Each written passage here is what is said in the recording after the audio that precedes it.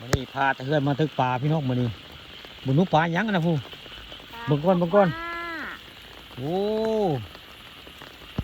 ปลาปลาหยังปลาเชื่อมบ่ปลากดปลากดปลาโทน้ำบ่เอาดึงมาบุญนุดึงมาบุญนุพี่น้องมื้อนี้มาตึกป่ามานได้บ่ได้ผู้ปลากดถูกตัวบักที่ไหนได้ผู้มาตึกป่าอยู่บริเวณวังสังเกลนี่มันโอ้บักที่ใหญ่เลยปลาจามเมี่ยงนะฝนตกในวันโคกซากมื้อนี้ค่ำคืนของวันเสาร์มื้อนี้ฝนตกได้ฝนตกกลางคืนเลยพาตะเฮือนมาหยกโยกระดุ้งได้อยู่บริเวณวังสังเกลบ้านโคกซากตำบลนาตาลอำเภอตะงวนหมาดได้ปลากดเบิ่งได้กระดุ้งขาดได้ขาดแค่แห้งแล้วเอ้ยแล้วมันกินมือนี่ปลากดตัวพวกใหญ่ได้ปลาขาวได้ลาเตอเป็นปลาขาวเป็นฮอตซาวปลาขาวเลยฮอตระหว่างซาวเนาะปลาขาวดีเห็นแล้วโอ้ได้การพี่น้องกูปลากดใหญ่ได้ปลากดใหญ่กู ได้การนี่ได้ปลากดใหญ่ได้พาแต่เฮือนมาหยงยอจะต้องตึกปลากลางคืนพี่น้องมันนี่อยู่ห้วยวังสังแก้วบ้านโคกซากตำบลนาตาลมานได้บ่นี่มานได้ข้าปลาคำผสมบ่นี่พาแต่เฮือนมาตึกปลากลางคืน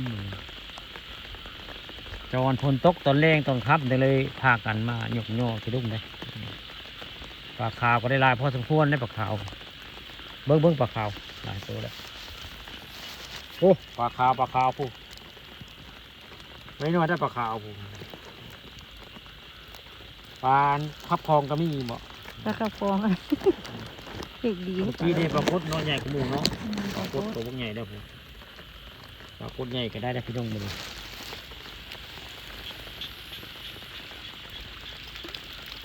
มันมือนี่ได้ปลากดใหญ่จะได้ถึกบ่ถึกอยู่บ่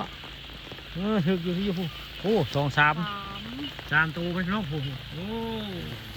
มาเด้อพี่น้องมาตึกปลาหลับค่ำอยู่ตึกวางคืนมันนี่พาตะเกียบตึกปลากลางคืนพี่น้องมันมันนะ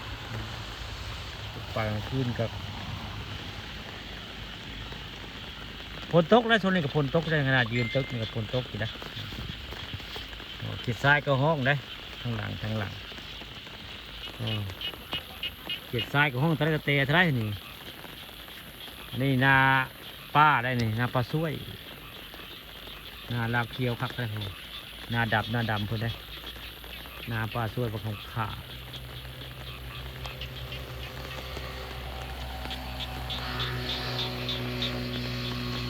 ขีดซ้ายก็ห้องทะเลเตะทะเลมาตึกป่าบรรยากาศก็คักเสียงเกียดทรายห้องนะ